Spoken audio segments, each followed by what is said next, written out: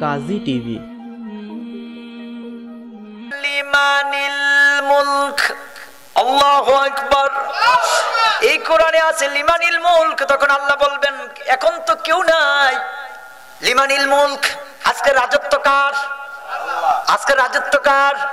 তখন আল্লাহ বলবেন ও দুনিয়ার মধ্যে আলেমদেরকে গালি দিছিলি, আলেমদেরকে মারধর করছিলি, নিরহ মানুষকে খারাপ করছিলি, ক্ষমতার দাপনে শক্তির দাপনে মানুষকে সাইজ করে লাইছি, রক কাটটা লাইছত, এরকম আছে না?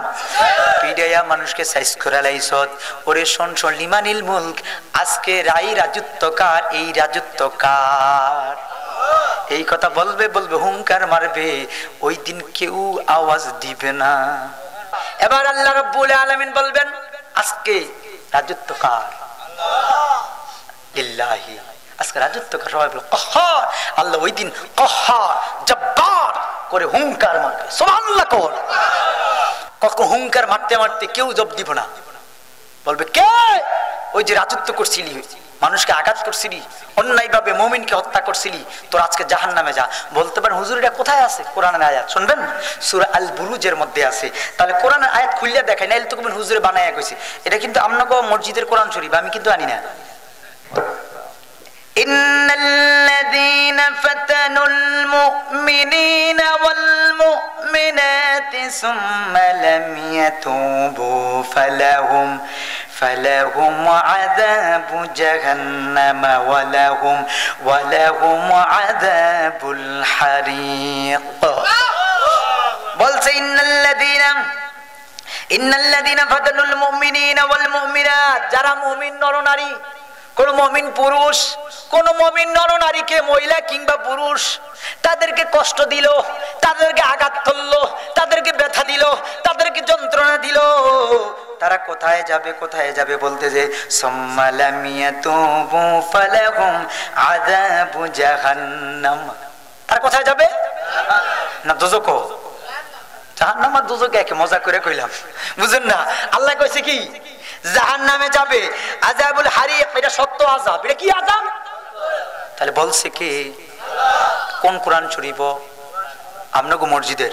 এই কত কত হুঙ্কার দিতে দিতে দিতে দিতে যখন সবাই চুপ থাকবে, তখন আল্লাহ রাব্বুল আলামিন এবার বলবে ও, এবার প্রথম আবার জীবিত করবে। জীবিত করবে কাকে জানেননি? ইসরাফিল। কাকে? ইসরাফিলের দায়িত্ব কয়টা? কয়টা পালন করছে? এবার আল্লাহ বলবে ইসরাফিল তাড়াতাড়ি উঠ, তোর দায়িত্ব শেষ করে তুই আবার মর, তোর দায়িত্ব শেষ কর। এবার ইসরাফিলকে তুললা, আবার যখন একটা ফুৎকার দিবে, যে টয়লেটে মরছে, যে রাস্তায় মরছে, যে বাসের মধ্যে মরছে, যে হাসপাতালে মরছে, কেউ দোকানদারি করে মরছে, কেউ লঞ্চের মধ্যে মরছিল ডুইবা, সবাই আবার উঠবে জীবিত। منها خلقناكم وفيها نعيدكم ومنها نخرجكم تارة أخرى। পারেন না? পারেন না? আচ্ছা, আমি মাটি থেকে তোমারে সৃষ্টি করলাম, আবার মাটির সাথে মিশিয়ে দিলাম, আবার মাটির থেকে তোমারে তুললাম। আল্লাহু আকবার। এটা বলার পরে মানুষগুলো যারা জান্নাতি, তারা বলে আরে আমাদের ঘুমকে ভাঙাইলো। অনেকে কোনা গুম্বা গায়া নিল রে মরারে কোকিলে। আরে কোকিল যদি মইরা যায় তো গুম্বা গাইবো কেমনে? কি কথা কয় না?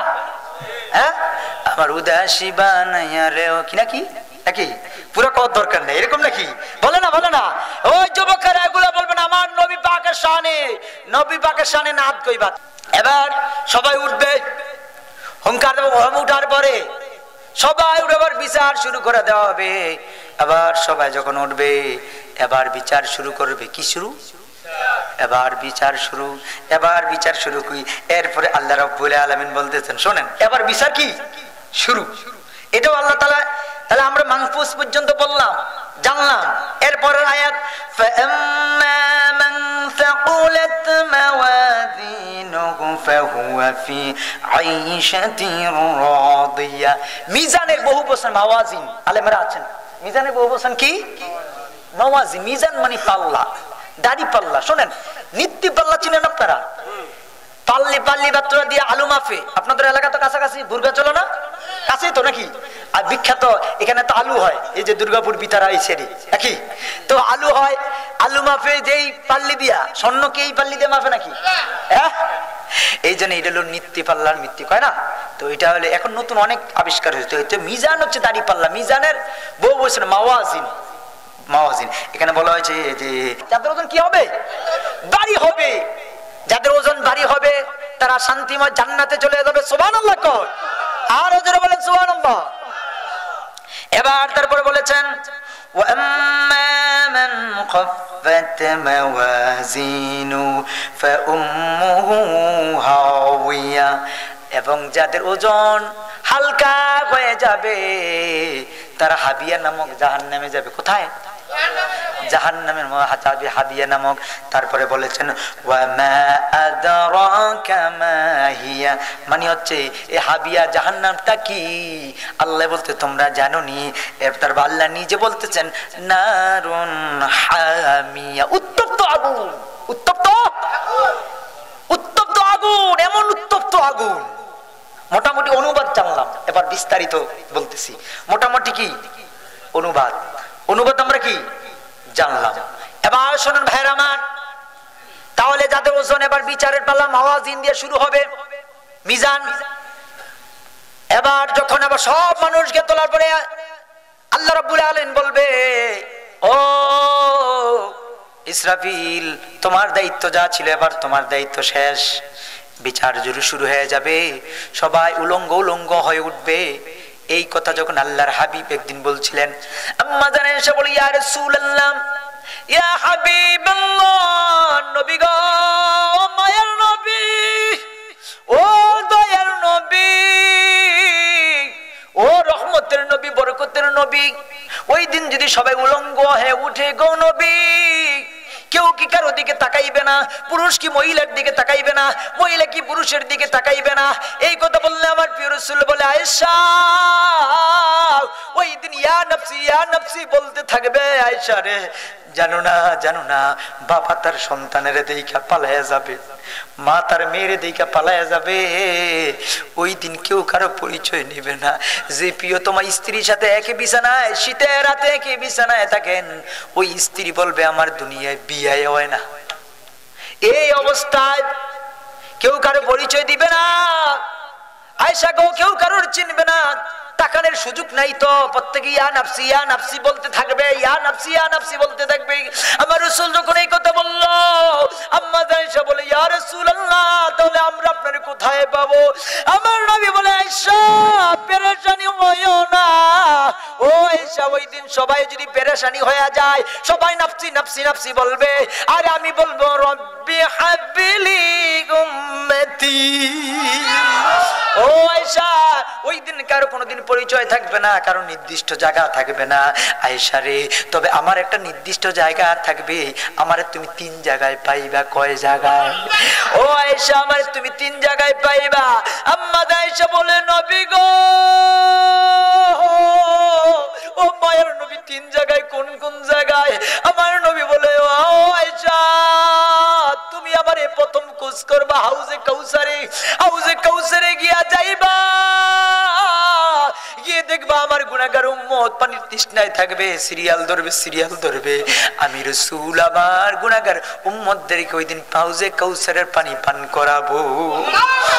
আর যদি তুমি ওইখানে গিয়ে যদি দেখো আমারে না পাও, ওরে আয়েশা দেরি কইরো না আয়েশা, তুমি চলে যা মিজানের পাল্লার কাছে, গিয়ে দেখবা আমার কোন গুনাহগার উম্মত জানি নাকি কম হয়ে যাবে, হালকা হয়ে যাবে ওজন। ওই আমার গুনাহগার উম্মতের যখন ওজন হালকা হয়ে যাবে, আমি নূরের নবী নূরের আঙ্গুল দিয়ে আবার গুনাহগার উম্মতের মিজানের পাল্লাটা ভারী করে দিব। ও গো আয়েশা, 2 জায়গায় যদি তুমি আমারে না পাও আয়েশা রে, আর দেরি কইরো না রে আয়েশা, তুমি দৌড়ে তাড়াতাড়ি চলে যাইবা ফুলসেরাতের পুলের কাছে। চুলের চেয়ে চিকন হবে হীরার চেয়ে দার। মোরা বান্দা গুনাহগার কেমনে হব সেই পুল পার। ওই ফুলসিরাতের পুলের কাছে আইসা গিয়ে দেখবা আমি কিনারার মধ্যে থাকবো, কারণ আমার উম্মত, ওই উম্মত অম্বরপুরে তাফসীর মাহফিলে গভীর রজনীতে আমার নাম শুনিয়া নবী নবী নবী নবী কইয়া কানছে। ওই গভীর রজনীতে পিঠটা বিছানা যাইছিল, চায় না, ঘুমায় না, ঘুমায় না। আমার গুনাহগার উম্মত কোরআন শুনছে। ও আয়েশা, আমি ওই দিন ফুলসিরাতের ফুলের কাছে গিয়া আমার উম্মতকে টানিয়া টানিয়া জান্নাতে নিয়ে যাব। ওই দিন পেরেশানি আমি থাকবো 3 জায়গায়, তুমি আমারে পাইবা কয় জায়গায়? 3 জায়গায়। হাসর মিজান ফুলসিরাত। হাসর মিজান, জোরে হাসর মিজান ফুলসিরাত।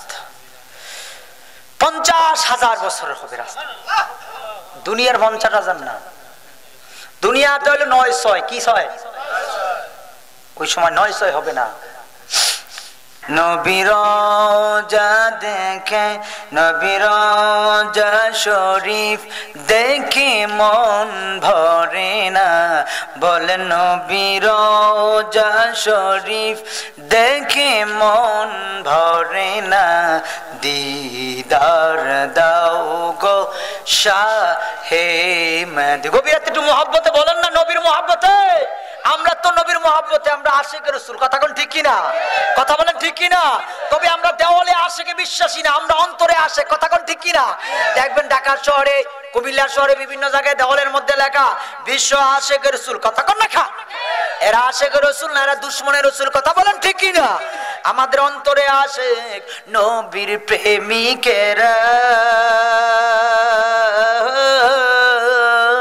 দিশাহারা মরণের ভয় করে না, প্রেম তো মরে না।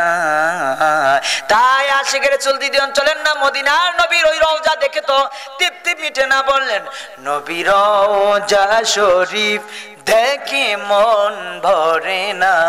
নবীর রওজা শরীফ দেখে মন ভরে না। দিদার দাও গো শাহে মদিনা। আরশের মেহমান করেছেন আল্লাহ, কত শান কত মান মোর কামলিওয়ালা। ও গো মদিনাওয়ালা কর করুণা, ও গো কামলিওয়ালা কর করুণা। দিদার দাও গো শাহে মদিনা। নবীর রওজা শরীফ দেখে মন ভরে না। নবীর রওজা শরীফ দেখে মন ভরে না। দিদার দাও গো শাহে মদিনা। আল্লাহু আকবার। তখন বিচার, মাওয়াজিন, বিচার কি হয়ে যাবে? শুরু হয়ে যাবে। মিজানের পালা এবার বিচার যখন শুরু হয়ে যাবে, যাদের ওজন হালকা হবে তাদের জাহান্নাম, যাদের ওজন বেশি হবে তারা জান্নাতে। এই অবস্থায় বিচার যখন মানুষ শুরু হয়ে যাবে, এই অবস্থাতে কি করবে জানেন? মানুষগুলো তত্ত্ব ইয়া নাফসি ইয়া নাফসি করবে, পেরেশানি হয়ে থাকবে, পেরেশানি। ইল্লা মুহাম্মদ সাল্লাল্লাহু আলাইহি ওয়াসাল্লাম, নবীজি শুধু ওই দিন নবীজির কথা থাকবে, রব্বি হাবলি উম্মতি। মানুষগুলো দৌড়ে গিয়ে বলবে ইয়ার কাছে, আদম আলাইহিস সালামের কাছে, আদম আলাইহিস সালামের কাছে। এর ফাঁকে বলে নেই আদম নবী বলবেন না না আমি পারবো না, কারণ আমি আজকে ভয়ে আছি, আমি একটা অন্যায় অপরাধ করেছিলাম সেটাই ভয়ে আছি। তবে আদম নবী তওবা কবুল করছে। আল্লাহ কেমনে আমাদের তওবা আল্লাহ কবুল করবে? দুঃখ লাগে, অনেক বক্তা আছে, গীবত না, এটা নাম বলতে চাই না, অনেক বক্তা, পড়াশোনা অল্প, তো অহংকার করি না, বাবা মা পড়াইছে। আমি আল কোরআন এন্ড ইসলামিক স্টাডিজ কুষ্টিয়া ইসলামী বিশ্ববিদ্যালয়ের অধীনে এই অনার্স মাস্টার্স করছি 5 বছরে কোরআনের উপরে। কামিল হাদিস তাফসির ফিকহ করেছি। এই চেষ্টা করি কিছু বলার জন্য। এক বক্তা, বাংলাদেশ খুব পপুলার বক্তা, নাম কমুনা, উনি তাফসির করছে যে নাসু হয় এক ব্যক্তির নাম। বুঝেন না কথাটা? অথচ কোরআনে নাসুহা মানে শব্দের অর্থ আন্তরিক তওবা। কি মানে তাওবাতুন নাসুহা মানে হচ্ছে যে ওই মুমিনেরা তোমরা এমন ভাবে তওবা করো আন্তরিকতার সহিত, যেই তওবা করার পরে আর কোনো গুনাহ করবে না। তো এমন ব্যক্তি কইছে এটা নাসুহা মানে ব্যক্তি, তবে এটা উনি ওই ফার্সি কিতাবের মধ্যে পাইছে। যাক, ওটা তাফসীর ক্ষেত্রে কিন্তু ফার্সি বুঝতে চলবে না, সরাসরি কোরআনের অনুবাদ। তো বলছি তওবাটা আল্লাহ তাআলা আদম নবীর যেমন তওবা কবুল করছে, আমরাও যদি তওবা করি আমাদের তওবা আল্লাহ এরকম কবুল। আদম নবীকে যেমন নবী বানাইছে আমাদেরকে ওলি বানাবে। কেমনে? এবার শুনুন। আদম আলাইহিস সালাম ডাক দিয়ে বলে, আল্লাহ তাআলা কান্না করলাম, কত উসিলা দিয়ে কান্না করেছি, কোন উসিলা আপনি কবুল করেন না, মঞ্জুর করেন না। কিন্তু আল্লাহ হঠাৎ আমার কথা মনে পড়ে গেছে। ওগো মালিক আল্লাহ, আপনি যখন আমাকে সর্বপ্রথম সৃষ্টি করার পরে আরশে আজিমের দিকে আমি যখন তাকাইলাম, আদম নবী ডাক দিয়া বলে, আল্লাহ আদম নামে সর্বপ্রথম তুমি আমায় বানায়া তোমার নামের সাথে আরশে আজিমে কার নামটা গড়াকলা লিখিয়া। আল্লাহ বলে, ও আদম বন্ধু আমার মুহাম্মদ আমার নামের সাথে জড়িত, যাকে না বানাইলে আসমান জমিন না হইতো। এবার আদম নবী বলে, আল্লাহ ও রব্বুল আলামিন, যদি ওই নাম যদি আপনার বন্ধু এত মুহাব্বত করে যদি আপনার পাশে লিখেছেন, তাহলে আপনার বন্ধুর নামের উসিলা দিয়ে আমি আদম তওবা করি, আমার তওবা আপনি কবুল করে নেন। আদম নবী এভাবে বলেন, রব্বানা যালামনা আনফুসানা ওয়া ইল্লাম তাগফির লানা ওয়া তারহামনা লানাকুনান্না মিনাল খাসিরিন। আদম নবীর এই দোয়াটা কোরআনে আল্লাহ তাআলা লিখে দিয়েছেন। এই দোয়া করেছিলেন সর্বশেষ নবীর উসিলা দিয়া যখন দোয়া করলেন, তখন আল্লাহ তাআলা আওয়াজ করলেন, ও আদম, আমার হাবিব, আমার বন্ধু, আমার দোস্ত মুহাম্মদ সাল্লাল্লাহু আলাইহি সাল্লামের উসিলা ধরে, আমার বন্ধুর উসিলা ধরে, ওরে আদম তুমি তওবা করেছো, যাও যাও আমি আল্লাহ তাআলা তোমার তওবা কবুল করলাম রে আদম। তো তওবা তো আমি কবুল করেছি, শোনো তোমাকে আমি দুইটা পুরস্কারের কথা বলে দেই। আদম রে, এতদিন তুমি ছিলে আব্দুল্লাহ, আমার বান্দা, সাধারণ মানুষ ছিলা। ওরে আদম, তওবা করার কারণে আমি আল্লাহ তাআলা তোমার জীবনের যত অপরাধ তুমি অপরাধ করেছো সে অপরাধ আমি তো ক্ষমা করলাম, তওবা কবুল করে নিলাম। আজকে থেকে আব্দুল্লাহ থেকে আমি তোমার নবীউল্লাহ বানায়া দিলাম। দুই নাম্বার আদম শুনে নাও, আমি তো কিয়ামত পর্যন্ত কেউ যদি তওবা পাহাড় পরিমাণ দুনিয়ার সারা জিন্দেগিতে গুনাহ করেছে, কবে রজনীতে কেউ যদি আমি আল্লাহ রে আল্লাহ বলে একটা ডাক দেয়, একবার ডাক দেয়, আমি আল্লাহ রাব্বুল আলামিন বান্দার ডাকে সাড়া দিয়ে তার তওবা আমি কবুল করে নিব।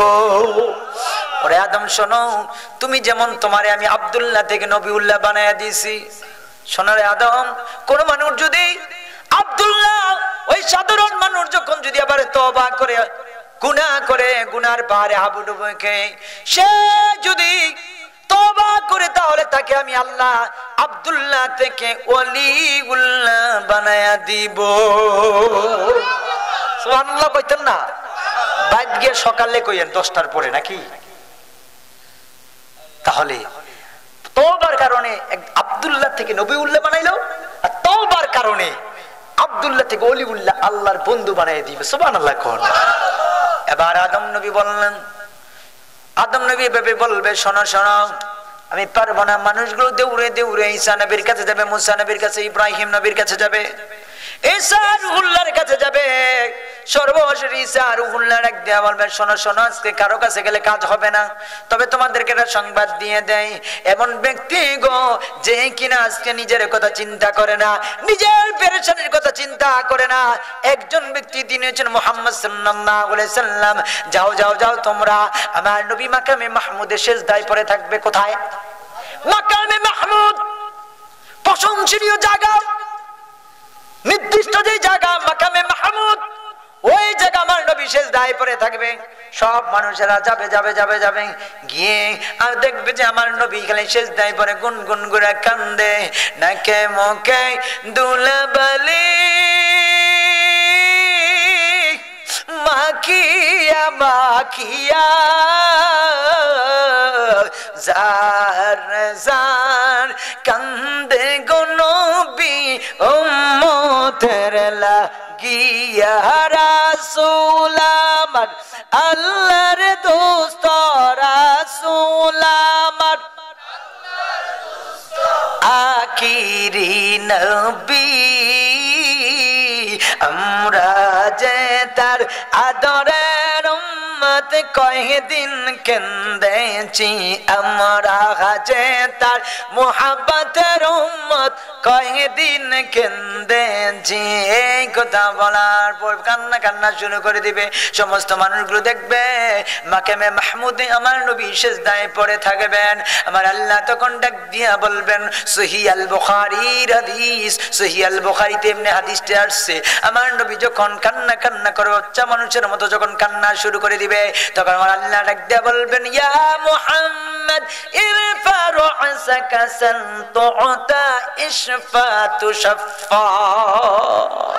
হাবিব আজকে আপনি মাথা উঠান, মাথা উঠান হাবিবি গো, যাকে খুশি তাকে লইয়া সুপারিশ কইরা জান্নাতে চলে যা। বিচার কার্য এইভাবে শুরু হবে। তো একে একে একে একে যখন ওজন নিকিবদি দেওয়া হবে, মানুষ আল্লাহ তাআলা বলবে ইকরা কিতাবুক, ওই মানুষ তোমার নিজের আমল তুমি নিজে পড়ো। নিজে কি? নিজে পড়ো।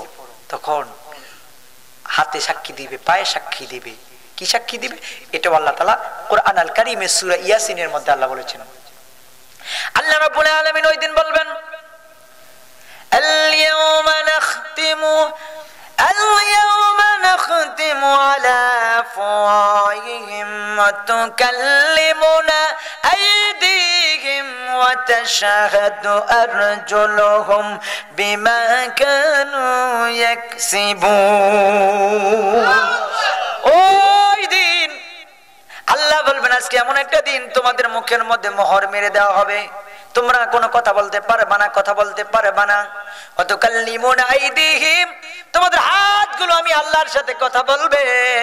ওয়া তাশহাদু আরজুলুহুম, তোমাদের পাগুলো আমার সাথে সাক্ষী দিবে।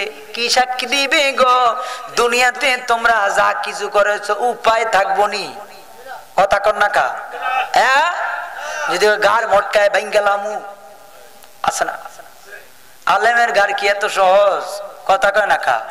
হ্যাঁ, আলেম মানুষ যদি ওই দিন যদি হাতে সাক্ষী দিবে, হাতে কথা হতে কাল্লি মোড়াই দিন। কি?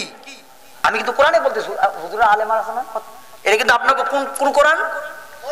মসজিদের। কোন গ্রামের? আরে আপনাকে অম্বুলপুরের মসজিদের। এই মসজিদের কোরআন শরীফের মধ্যে আছে ওয়াতুকাল্লিমুনা আইদিহিম।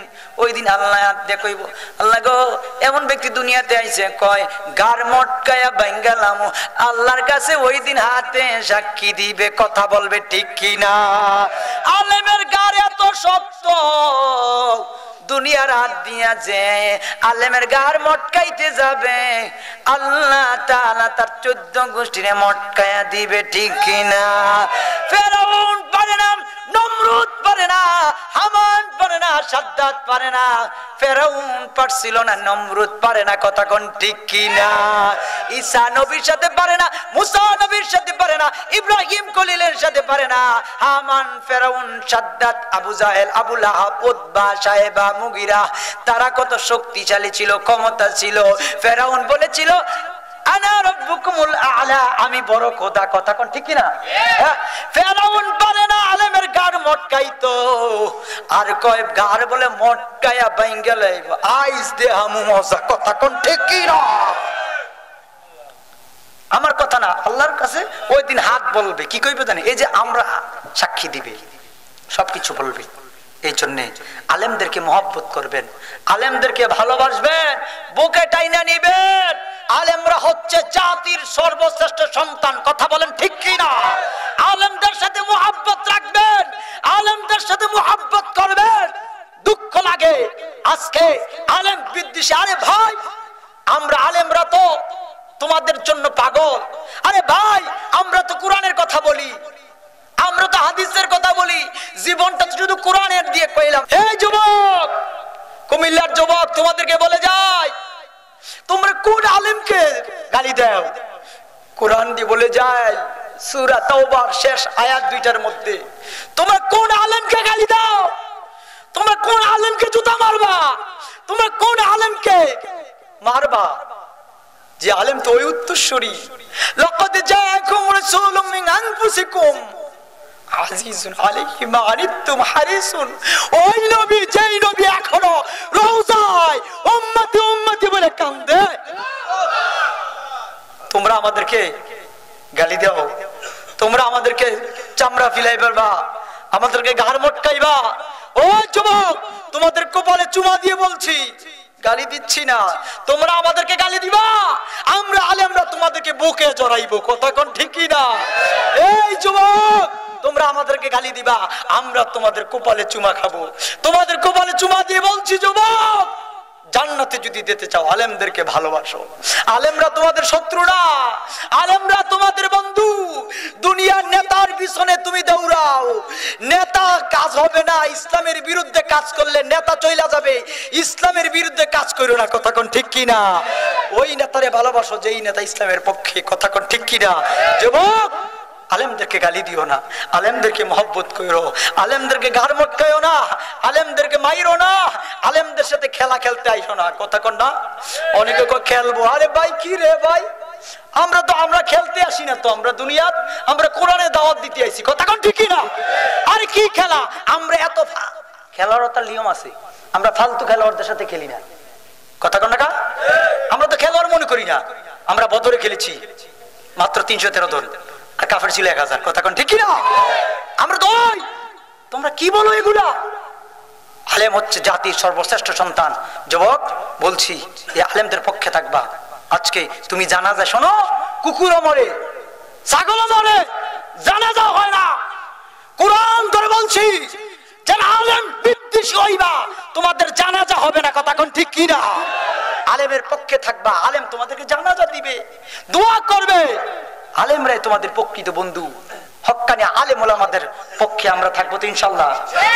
আল্লাহ সুবহানাহু ওয়া তাআলা আমাদেরকে কবুল করুক, মঞ্জুর করুক। জোরে বলুন আমিন। কাজী টিভি।